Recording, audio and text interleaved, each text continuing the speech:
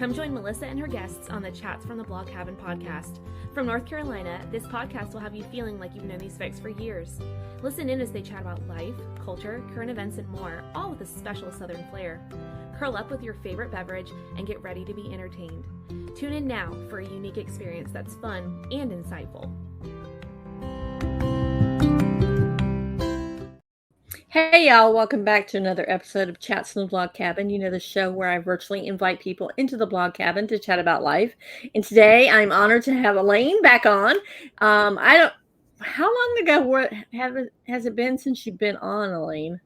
You know, I think it's got to have been 6 months. It's been a long time. Yeah, it's been a long time. And she's the author of the book Everyday Soul Dances. But when she came on before, I told her I'd love for her to come back on and talk about creating calm, because that's your whole focus, is creating calm in the world, but also creating calm during the hustle and bustle of the holidays, because the holidays are quickly coming upon us. And sometimes we get so frazzled, not fragile. Well, we get fragile too during the holidays as well, that we sometimes forget to take a moment to take a breath and be calm and be still. And so you're going to give us some great tips about that. But first, remind people who you are. Well, that was a synopsis of what my book is and what we're going to talk about. So my name is Elaine Hoem, and I currently live in Reno, Nevada. I have 3 grown children. They're all in their 50s. So they're not children anymore. But when they were born, I was living in Austin, Texas. And I had 3 boys within 3 years. So I'm very familiar with being a mom. And also I was a single mom for many, many years. So I've had the challenges of how to do this. I didn't always do it well. I know so much more now, and hopefully that'll come through. I also, my career was as a marriage and family therapist. So for almost 50 years, I got to work with other people with all kinds of conditions and families and individuals, and how do we heal? How do we live our lives better? I'm deeply honored to have known all of these people and to have been a guide. And so this book is actually, I'm no longer in a therapy office. So the words of the book are as if I was in a therapy office talking directly to the reader. I moved to Carson City when my kids were young. And then, in 1999, I moved to Lake Tahoe and lived there for 13 years. I lived right across the highway from the lake, and I lived in the right next to the National Forest. So very, very beautiful, quiet, peaceful, amazing place. While I was there, I started hearing the words of the energies I call the divine feminine. And so it's like the feminine aspect of God. And the words were all about how do we become more soulful? How do we become calmer and quieter within ourselves? And the other message that is throughout the book is that this goddess consciousness, whatever we want to call it, honors us so much, supports us so much, and sees us, every one of us, as having a very relevant place in this world today. We're all unique, we're all similar. But our uniqueness is important, because if we take out you, take out me, then there are holes in the fabric of the universal consciousness. And so the idea is to stand up within ourselves for our importance and the unique ways that we have to take care of the other people in our lives, and also to do the inner work that we need to do in order to grow spiritually and psychologically and in loving ways. The other part of my journey all along these many years has been that of a yoga practitioner. So I started doing yoga when it was first coming in a big way to the United States. And I've embraced the philosophies that we're all one, we're all connected, we all have karma to release from the past. Could be other lives, it could be this lifetime. Nearly all of us have many damages in terms of what's happening with us while we're growing up. And all of this needs to be healed. So the book is a combination of what we can do psychologically and what we can do spiritually in order to manifest our very most beautiful, brilliant versions of ourselves. And that's so hard because a lot of people don't think that they are allowed to be the most beautiful versions of themselves. A lot of people think that where they're at right now is all they're going to get. They don't think they're allowed anything else. So what do you say to someone who is thinking like that? Well, we think like that because of the messages we got when we were little or somewhere along the way. So those messages are not true, but they're the best that our parents or caretakers could do at the time, and they're extremely damaging. If we stay stuck in that and we believe those things about ourselves, we're not going to grow and we're not going to manifest our beauty. You see, and that's where the ideas of becoming calmer, doing work on yourself, like in psychotherapy, practicing yoga, or going to retreats that remind us of who we really are. You know, when we're thinking like that, it's kind of like crazy thinking, but there's no blame. It's because this is how we were raised. And some people stay stuck there for a lifetime, which is very sad, but it's okay because they'll have a chance to undo that in another time, another lifetime. So I always encourage people to look deeper at what they believe about themselves. And in the therapy office, we always have great opportunities to correct all that. So that's a really cool thing about therapy. Now you have your book with you, and I know that I put you on the spot last time, but do you have a section of your book picked out to read?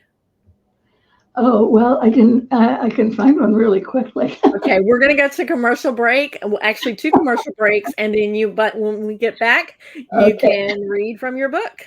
Okay, good. Imagine having a tool that unlocks all the secrets to your body. All those times that your body has tried to communicate with you, and maybe you've listened, ignored, or maybe you didn't even know that your body was talking to you. This tool will change your life, and all you have to do is click on the link www.betheglow.com/Melissa, and you can download this guide for free. It's My Body is My Compass guide, and it will teach you this one tool to be able to use your body as a guide, as a compass, to always know what your body needs in any given moment. Are you ready for an exciting venture in the world of do-it-yourself project? Join me on Market.live and get ready to be inspired by the DIY show hosted by yours truly, Melissa from Chats in the Log Cabin. This is your chance to unlock your creativity and bring your imagination to life. Imagine the satisfaction of transforming ordinary objects into something extraordinary. Get ready to learn new skills and discover how easy it can be to create something unique that reflects your own personal style. The DIY show is here to guide you with every step of the way, providing you with tips, tricks, and ideas that will make your project a success. Don't miss out on this incredible opportunity. Grab your friends, family, or even your furry companions and tune into the DIY show on Market.live on Mondays at noon Eastern Standard Time, or you can catch the replay. Together, let's unleash our inner artist and embark on a journey filled with joy, inspiration, and endless possibilities. Get ready for a show like no other, where creativity knows no bounds. See you there! And we are back with Elaine. Before I put you on the spot, before we went to commercial and asked you to pick out a part of your book, are you ready to read part of your book? I am.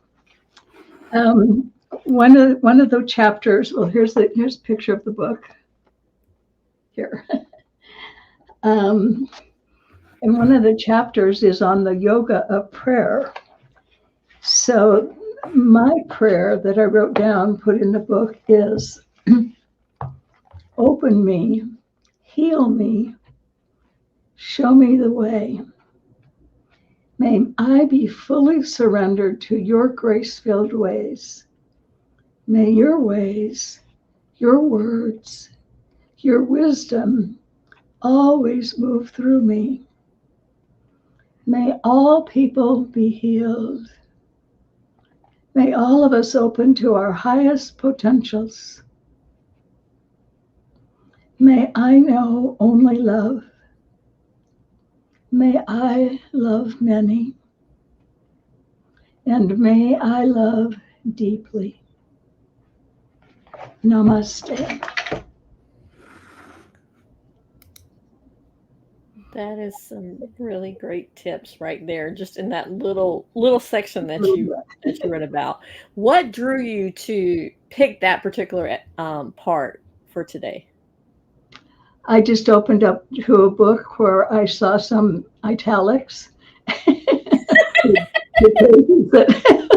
to pages that had italics, and there was this prayer, and then there was also a much longer poem that came to me when I was sitting at Lake Tahoe one day, and I think that's a little long for what we're going to do today. So that's just what happened. And I'll add one more thing, and that is the Namaste prayer. It is throughout my book. It's the beginning page, really. And it's an ancient Indian greeting, and we have lost so much of the truth of this today. And I love, it's my favorite word in all the words I know. I love for all of us to get it. I was talking in a book reading at a senior citizen center in this tiny town in Nevada a couple of weeks ago, 3 weeks ago. And there was a woman from the LDS church. And I said, I'd like to share a greeting with you. And she said, oh, it's Namaste. And I love the idea that somebody from another religion knows these words. And that's what's happened in the last 40 years in the West, is all of this is more available. So this is the prayer, and feel free to put your hands in front of your heart if you would like. Namaste. I honor the place in you in which the entire universe dwells. It is a place of love, of light, of truth, and of peace. When you are in that place in you, and I am in that place in me, we are one. And I say that to every single listener who's on the call with us today. Namaste. Just talking to you and listening to your voice is so calming, but not a lot of people have that voice. Most of the time, even the voice in their head is not calming. So how do we create that calm? How do we, especially during the time when right now the world is like going really crazy, and holidays, Thanksgiving's upon us, and Christmas is coming, and then New Year's, and then everything else. What practical tips can you give for us to create that calmness within us? They're all here. They're all there. and it's I'm very pleased with the way I've lived my life, because I had a lot of wounding as a child. But I've determined to take such challenges and turn them into growth. And so it's a lifetime journey. It doesn't happen overnight, except when we start practicing meditation. And meditation, and we'll do this towards the end of the hour, takes us to our deepest selves. And that's when we become quiet. So the more we can stop, all of this stuff, especially right now, it's so easy to get caught in that. As a single mom, so I had buku experiences with that. I was also practicing yoga, which helped.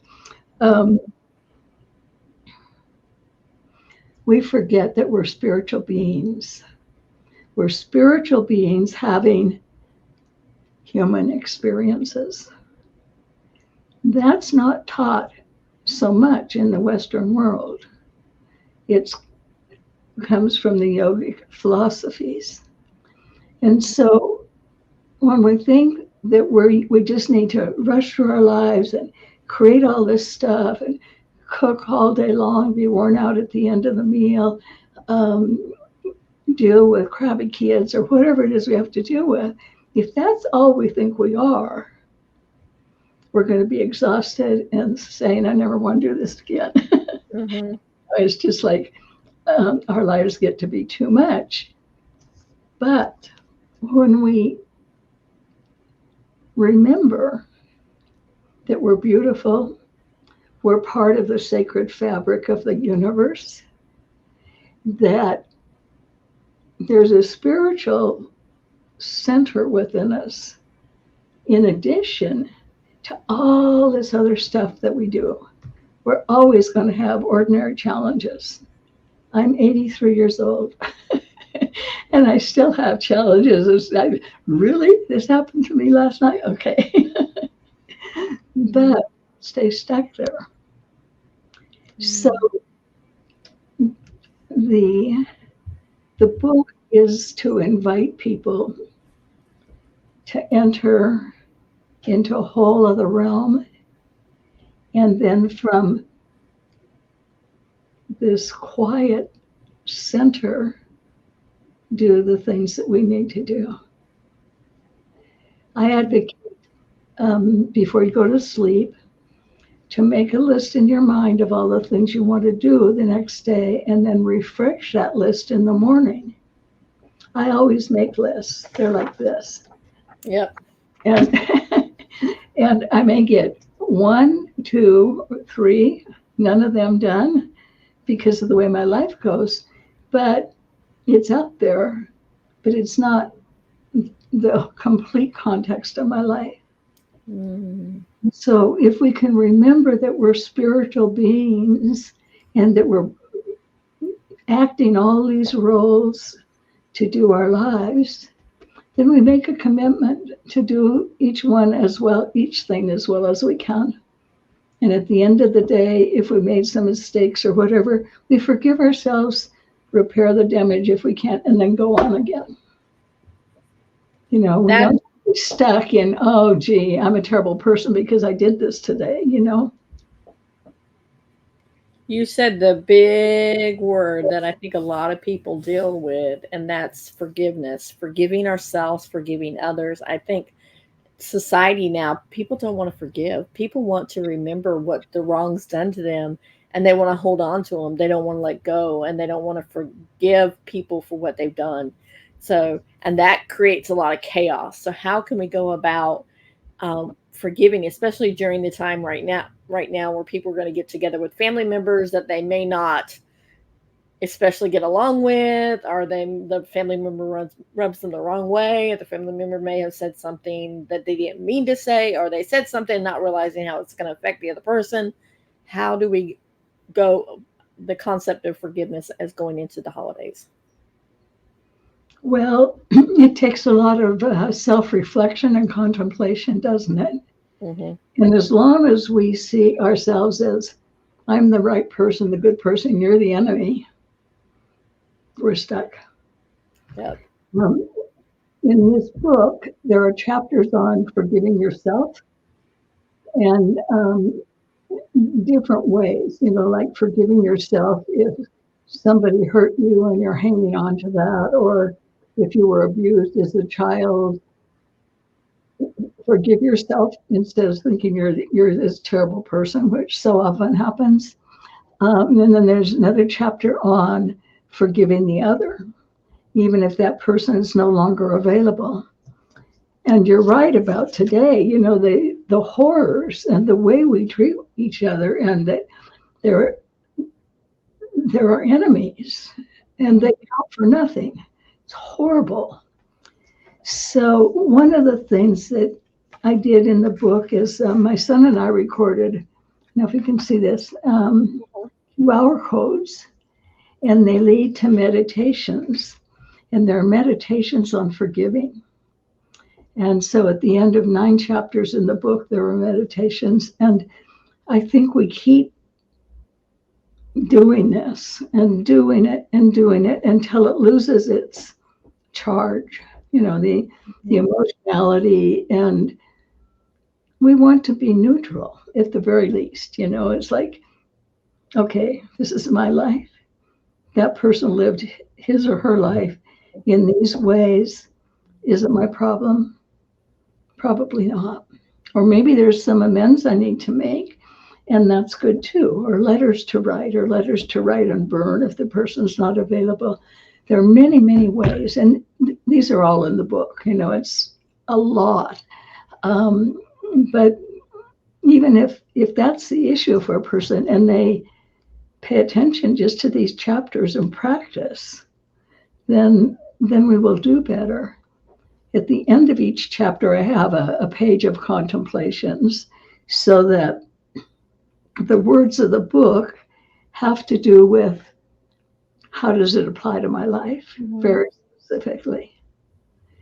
All this takes time, it takes work, and it's the very best way that we can't go through life unconscious and expect changes. We change when we change ourselves. And I'm sorry? I said that is so true. Yeah, that's what, and we have complete control over that, which is beautiful. Yeah. So what happens to like say you've changed, but the family member or the other people in your life haven't recognized the change in you, but you've changed. The way you react to certain situations are totally different than the way you used to react, but they still don't want to see you as that person that's kind of evolved, that they still want to see you as like maybe the baby sister or the girl they grew up with, or the person they grew up with, and they don't want to see the adult that you've become. How do you go about, I know you can't change a person's perspective of you, but how do you go about making sure that they know you're not that person anymore? That's such a great question. You live your life in the best way you can.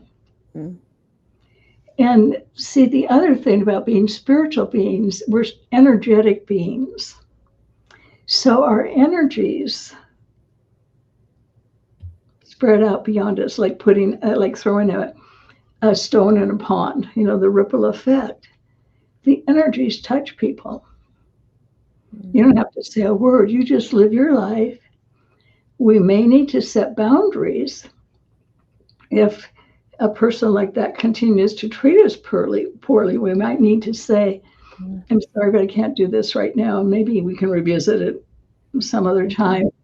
But we don't have to stay caught in that dynamic. We won't stay caught in that dynamic if we've already made the changes. We'll be challenged. We might get caught in it for a little while, but we don't have to stay there. So if we're doing our reflections and our journal writing and keep doing our meditations, that's all we can do. And I really believe in the effects of the energies. I have a brilliant 19-year-old grandson, almost 20, and he's completely ADHD. And he brought his girlfriend over to my house the other day, and he gets on my couch like this, and he says, I am always so peaceful here. Mm. He doesn't believe a thing that I say about spirit or sacredness or any of that. It doesn't matter. That's his head. But he comes here for healing. And so we also will choose other people to hang out with oftentimes if we don't want to keep the irritability and the angst of negative relationships. We don't have to stay caught in them. Mm. Yeah, I love that. And I love how you use the other word that I was going to ask you about, boundaries. I mean, we're flowing right into it. How important are boundaries? Because a lot of people don't believe in them. A lot of people think, oh, I've set boundaries, but people just run right over. I think it's because they don't set strong enough boundaries.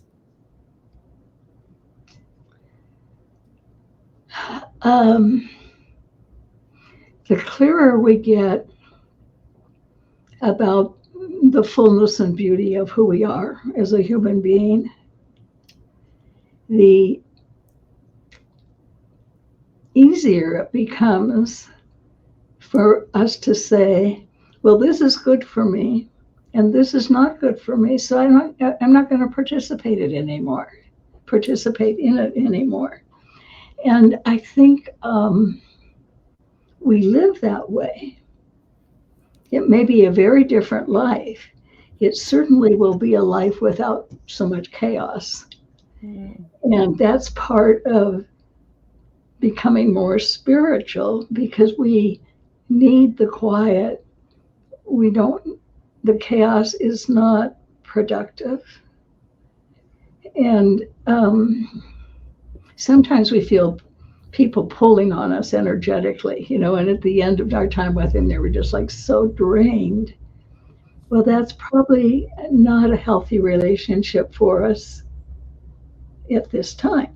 We may revisit it and it may be fine, but the clearer we get, this is good for me, this is iffy, and this is definitely wrong, it becomes, it's okay. I mean, why?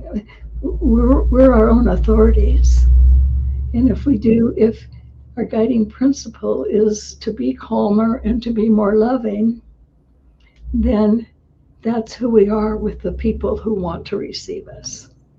And there are going to be people who can't. Yeah, that is so true. Now, how do we go about finding our quiet? Because you've mentioned that several times, quieting your mind, quiet. I know you talk about meditation, and we're going to do one at the end. But is there other ways? Is there like tangible ways that people can find their quiet, like carving out time, doing things like that? Some tips that you can give. You ask the greatest questions. They're so fun to answer. I was thinking about that earlier this morning, actually.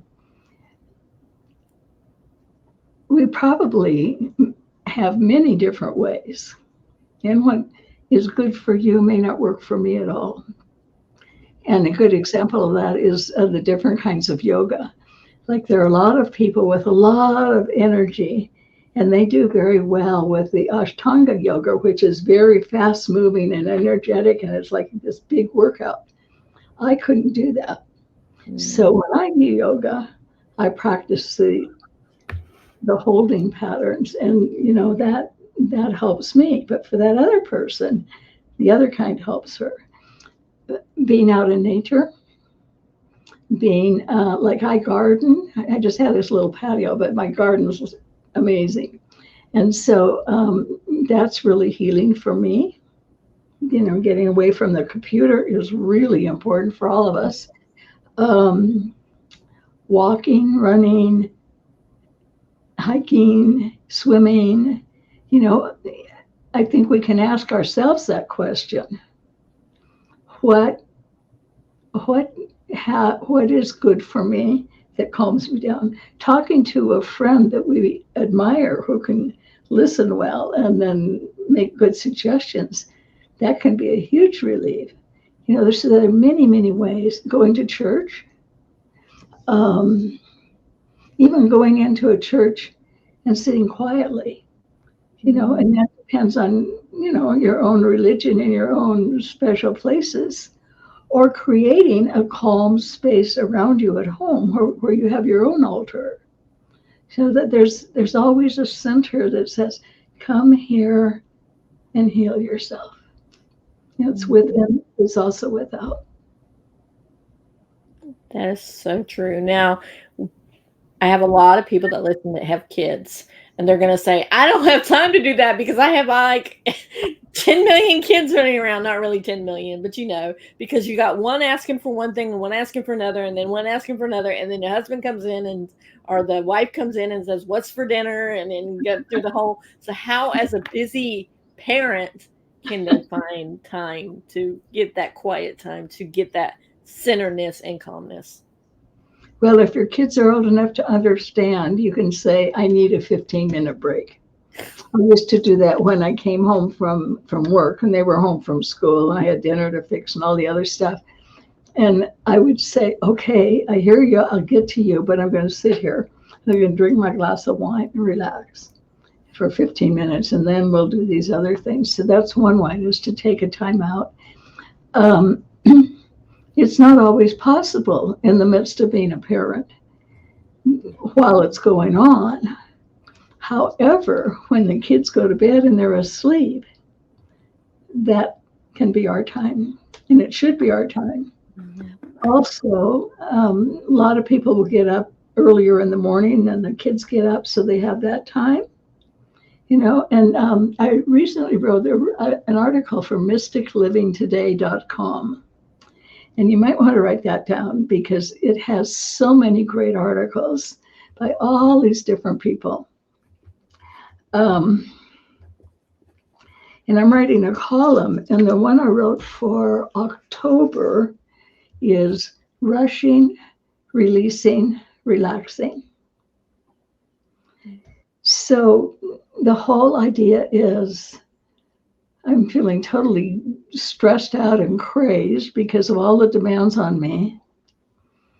But I'm going to take 3 minutes, go inside, breathe. Breathing is so important. There's a whole chapter in the book on breathing, because when we're uptight like that, we're breathing from the the smallest portion of our lungs, smallest third of our lungs. To calm and relax, we have to breathe down by our abdomen. And just changing, being aware of our breath and then changing it. You guys are acting crazy, but I'm going to take a few minutes out. And so this article is about just sitting still and being quiet for even a very short time. And if we can do that 2 or 3 times a day, we remember who we really are, that we're spiritual beings, and all of this other stuff is what we're going through in our ordinary lives. And there's more to the story. And it helps immensely just to take time out like that. And then when you have time, take longer periods to write, reflect. How can I do this better? What do I need to say to this kid? And what kind of help do I have to ask for from other people? There's so many. We forget to ask for help so often. Our society expects us to be super men and women and completely unto ourselves. And I've been thinking about that during my life. And watching my 19-year-old, he's trying to handle everything himself. And of course, at 19, everything's chaotic. It's like, please ask for help. It makes a huge difference. Sometimes that's all we need to relax. We're not super beings. We never will have all the answers. Why do you think it's so hard for us to ask for help? Because I am guilty of that. I know, of asking for help. And we just assume that people should know to help us, when it's like our ego gets in the way because we're like not supposed to ask for help. We're supposed to do everything and be all for everybody. So why is it so hard for us to just say, Well, take a breath and say, hey, help I me out here? I think we're raised like that in our society. I mean, you go to school, you become competent, you get good grades, you get a good career, you get a good, there are all these beliefs about who we should be. When I was young, I did not know to ask for help. When I was a teenager, I fortunately had a couple of friends where that I could rely on, and that made a difference in terms of my choices. So the Western society does not support that. We're supposed to become competent, even though our schools don't teach us about human relationships I mean, they do some now, which is so great, but, the more the better in terms of who are we and how do we treat this other person. When we remember the Namaste prayer and that we're all connected and we're all one, it changes the story because then our ego drops away and I can be vulnerable and I can say, okay, Melissa, this is what I'm going through. Would you listen to me? And I'd appreciate your input. There's nothing, there's only beauty there. And sometimes it's just one sentence from another person that changes your life. That happened. That is so profound right there. Okay. Yeah. That is so profound. And it can change your life in a negative or a positive way. That too. Yes. That's the person you don't want to go to. Yeah, but you're right. It can be just that one sentence. Or maybe you need to hear that. I mean, that's the other thing. It's like if you have a really good friend and they're speaking the truth, that you can say, oh boy, that really gets to me, and I will look at it. Yeah. Because asking for help, if we ask our best listeners, they're going to be able to say that to us. Hey, Elaine, I think you're going in a really bad direction here. Yeah. And let's figure that out. And then if my ego's not involved, I'm going to be grateful. See, it's the ego that does the damage in all these situations. I have to be the perfect mom. That kind of thing. So how do we push that ego aside? Yeah, or just imagine dropping it. I like to see it as a costume that we wear to figure out how to cope in our lives. And then when we open to our spirituality, we get to shed that costume like a snake sheds its skin. Oh, I love that. Because sometimes our egos are like slithering little snakes that are like around and just kind of make us worse than what we actually, makes us think we're worse than what we are. Absolutely. And our egos do that too. Yeah, I love that. So our time is almost up because I want to leave time for our meditation and things like that. But, and I want to leave out with the meditation. So I don't want to do anything after that. So can you give me one last little nugget that you want to share with people that if they don't get anything else out of our conversation today, and then we'll talk about where they can find you and everything that you want them to remember? To remember that we are so much more than what we've been told by people who didn't have enough knowledge about us. And to hang on to that part because it's always there. And from there, do the growing that you need to do so that you can always remember how very, very important you are. I love that. Now, where can people find you at? Okay, Everyday Soul Dances at gmail.com. I'd love to hear from people. And if people want to react to this talk today, I'd be very happy to engage in dialogue with you. I'd love that. You can get my book on Amazon. And I would love reviews. Even if you don't like my book all that much, I'd still like a review. Because Amazon likes the high numbers. You can get it at Barnes and Noble. You can ask your independent book store to order it for you, and all of these ways. It's very easy to get. I'm on Facebook. I have a website on Facebook that I'm going to be improving, and the Facebook is Everyday Soul Dances. So, and you can just go to my website, this website, and on your phone, or just type in Everyday Soul Dances and then go to the page for meditations, and they're all right there. So you could do that in 10 minutes. That'd be something great to listen to on your phone, like when you're like maybe stuck in traffic and say, oh, I'm getting so like stressed out right now. I got so much to do. The holidays are coming up. I have X, Y, and Z. I have to go home and cook. I have to wrap all these presents. I have to shop for these people. I have to do all this stuff. Hold on. I'm stuck in traffic. What can I do to be productive?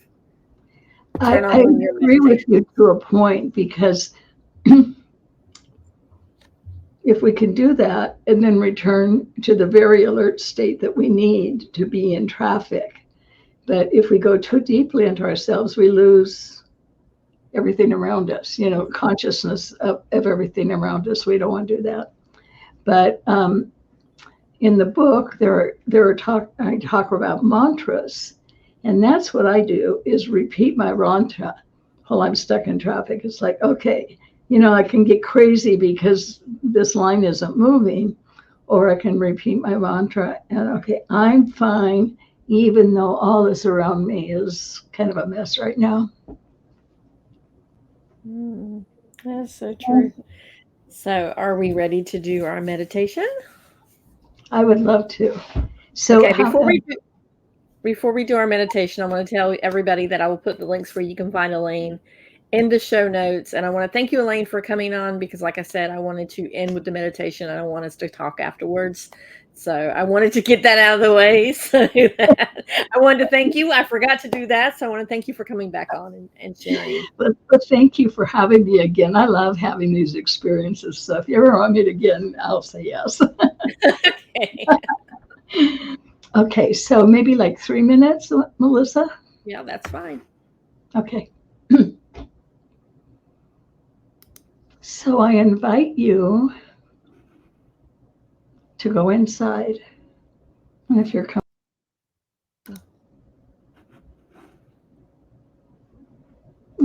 there's been a lot of energy in our talk today. It's been so much fun and so many things to think about. But let's imagine all of that going. Just release it from your mind, your body, all the way down through your sacrum and the soles of your feet into the earth. Do that with the exhalation. And then when you inhale, do so slowly and deeply from your abdomen. In these next few moments, we have the opportunity to practice everything we talked about today in terms of remembering our sacred selves, our spiritual selves. So again, release everything that you need to release in this moment on the exhalation, down deep into the earth for recycling. And then bring in fresh new air and new possibilities, and a remembrance of who you really are, the rushing around and all of the things that are demanded of us in this lifetime is very, very real. It's only stuff. It's only ordinary. And if we remember that we can slow down, we can breathe deeply and return to our most sacred selves. And then a few minutes later, go back to doing all of the things we need to do, but from this quiet consciousness. It changes everything. It's easy to forget, and so we need to keep reminding ourselves. Slow, quiet, deep, centered, open, beautiful, loving, true to our highest being.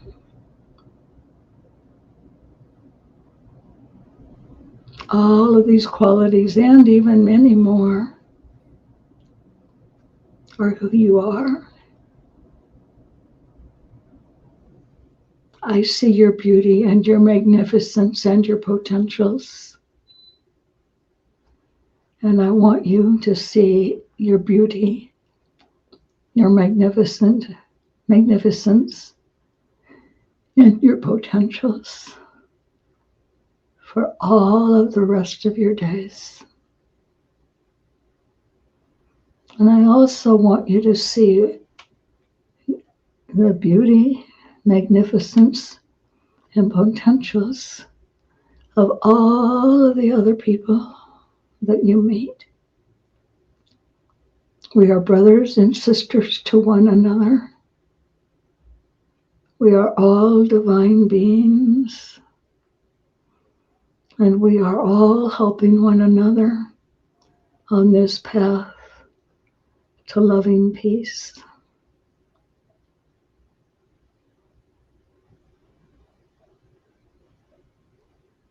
Namaste.